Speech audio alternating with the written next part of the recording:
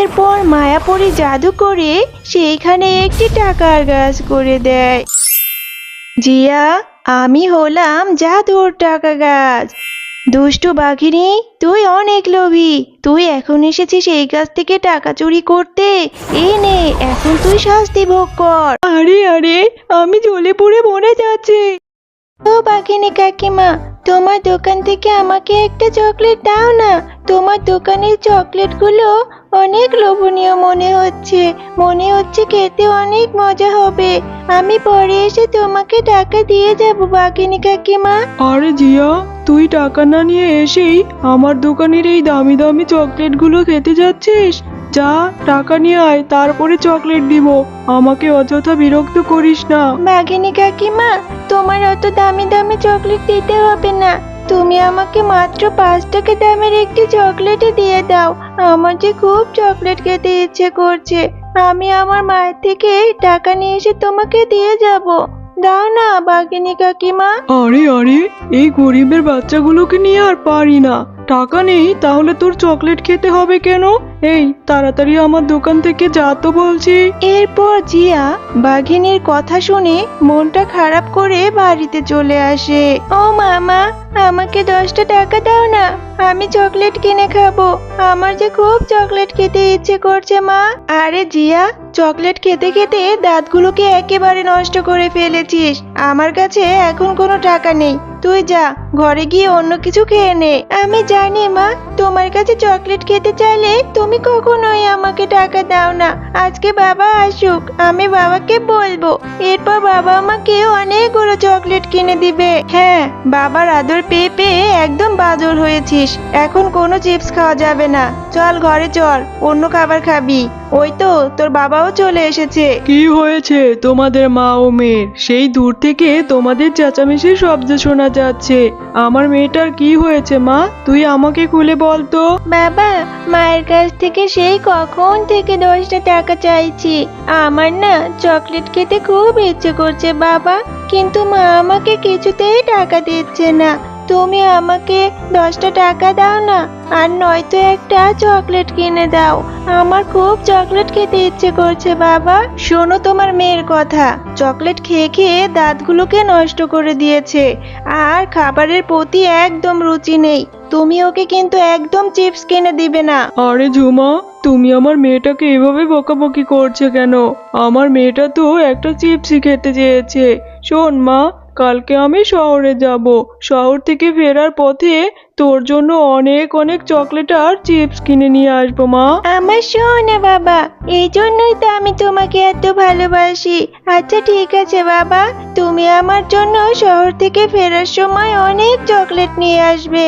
এরপর মিসকে শিয়াল শহরে যাওয়ার সময় একটা গাড়ির সাথে ধাক্কা লেগে মাথায় অনেক আঘাত পায়। আপনার স্বামী মাথায় খুব আঘাত পেয়েছে, ব্রেনের অনেক রক্তক্ষরণ হচ্ছে। তাই আপনার স্বামীকে খুব দ্রুত অপারেশন করতে হবে। তাড়াতাড়ি টাকা জোগাড় করে আপনার স্বামীর অপারেশন করান। ডাক্তার আঙ্কেল, আমার বাবার কিছু হবে না। তুমি আমার বাবাকে তাড়াতাড়ি সুস্থ করে দাও। আমার বাবাকে ছাড়া যে আমি একদম থাকতে পারি না ডাক্তার আঙ্কেল। মা, আমার যে অনেক ক্ষুধা পেয়েছে, আমাকে কিছু খেতে দাও না, আর আমি বাবার কাছে যাব। বাবাকে খুব দেখতে ইচ্ছে করছে। আমাকে হসপিটালে নিয়ে চলো না মা, বাবার কাছে। কিছু টাকা ধার পাওয়া যায় কিনা, এরপর তোর জন্য আমি খাবার নিয়ে আসবো মা। ঠিক আছে মা, তুমি তাহলে যাও। তুমি বাবার চিকিৎসার জন্য টাকা নিয়ে আসো। আমি না হয় না খেয়েই থাকবো মা। তুমি তাড়াতাড়ি যাও। বাঘিনী মামি, আপনাদের বাড়িতে কি কোনো কাজের লোকের দরকার? আমাকে কিছু কাজ দিন না, আর আমাকে কিছু টাকা ধার দিন। আপনাদের মন্টু যে অনেক অসুস্থ, আমার স্বামীকে বাঁচানোর জন্য চিকিৎসার জন্য অনেক টাকা প্রয়োজন। হ্যাঁ রে ঝুমা, আমার বাড়িতে কাজ করার জন্য একজন লোকের তো প্রয়োজন আছে। তবে শোন, আমি তোকে কোনো টাকা ধার দিতে পারবো না রে ঝুমা। ঠিক আছে বাঘিনী মামি, আপনাকে অনেক অনেক ধন্যবাদ আমাকে একটা কাজের ব্যবস্থা করে দেওয়ার জন্য। কিন্তু আমার মেয়েটা যে না খেয়ে আছে, আমাকে অল্প কিছু টাকা ধার দিন না বাঘিনী মামি। 200 টাকা দিলেই বাজার করে নিয়ে আমার মেয়েটাকে কিছু খাওয়াতে পারবো। ঝুমা, তোদের মতো গরিবদের এই একটা সমস্যা, একটা পেলে আরেকটা চাস, কিছুতেই কথা বুঝতে চাস না। আচ্ছা ঠিক আছে, যা, তোকে আমি কিছু টাকা দিয়ে যাব, এখন আমাকে বিরক্ত করিস না তো। ও মামা, তুমি রান্না করছো? আর বাঘিনী কাকিমা কি তোমাকে টাকা দিয়েছে? হ্যাঁ রে মা, আমাকে একটা কাজের ব্যবস্থা করে দিয়েছে, আর অল্প কিছু টাকা দিয়েছে, যা দিয়ে তোর বাবার চিকিৎসা হবে না।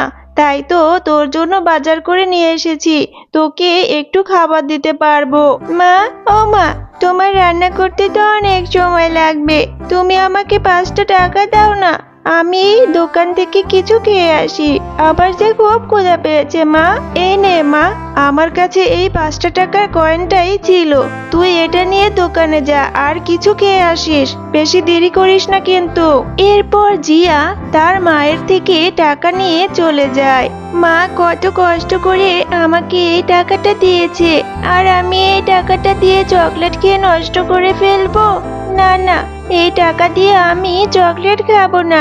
ছোটবেলায় বাবাকে দেখেছি, বাবা বীজ রোপণ করতো আর সেখান থেকে গাছ হতো।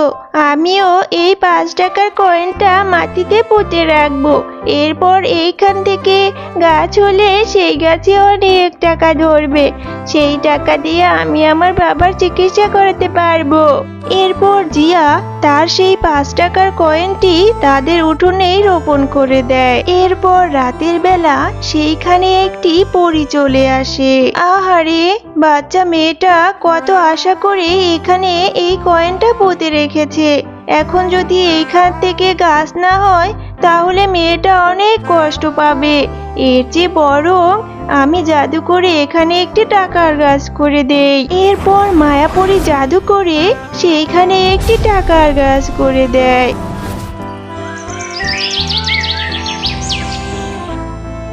আরে জিয়া, আমাদের উঠোনে এই টাকার গাছটি কি করে হলো?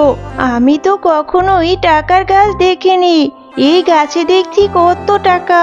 মা, তুমি কালকে আমাকে যে 5 টাকার কয়েনটি দিয়েছিলে চকলেট খাওয়ার জন্য, আমি সেই কয়েনটি দিয়ে চকলেট খাইনি, আমি সেটাই এখানে রোপণ করেছিলাম। সেই কয়েনটি থেকেই তো এত বড় একটি চকলেটের গাছ হয়েছে। মা, এখন থেকে এই গাছ থেকে টাকা নিয়ে আমরা বাবার চিকিৎসা করাতে পারবো, আর আমি অনেক অনেক চকলেটও খেতে পারবো। মা, জিয়া, সৃষ্টিকর্তা আমাদের উপর রহম করেছে, তুই তোর বাবাকে এত ভালোবাসিস, এটা দেখেই হয়তো আল্লাহ তাআলা আমাদের উপর খুশি হয়ে এই টাকার গাছটি উপহার দিয়েছে।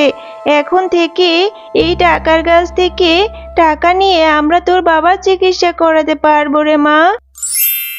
জিয়া, আমি হলাম জাদুর টাকা গাছ, তোমরা মা ও মেয়ে অনেক ভালো, আর তুমি তোমার বাবা মাকে অনেক ভালোবাসো, এই জন্য সৃষ্টিকর্তা তোমাদের উপর খুশি হয়ে এই গাছে এত টাকা দিয়েছে। এখন থেকে এই গাছের টাকা নিয়ে তোমরা তোমাদের সকল সমস্যার সমাধান করতে পারবে, আর তোমার বাবার চিকিৎসাও করাতে পারবে। তবে শোনো, তোমরা ছাড়া এই গাছের টাকা আর কেউই কখনো ছিঁড়তে পারবে না। এরপর মা ও মেয়ে সেই গাছের টাকা নিয়ে মন্টু শিয়ালের চিকিৎসা করে মন্টু শিয়ালকে সুস্থ করে তোলে।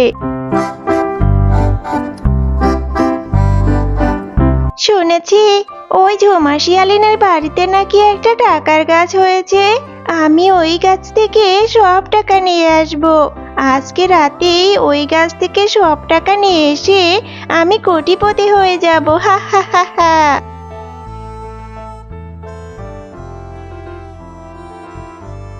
আরে, এই তো সেই টাকার গাছ, এই গাছে দেখি কত কত টাকা ধরে আছে।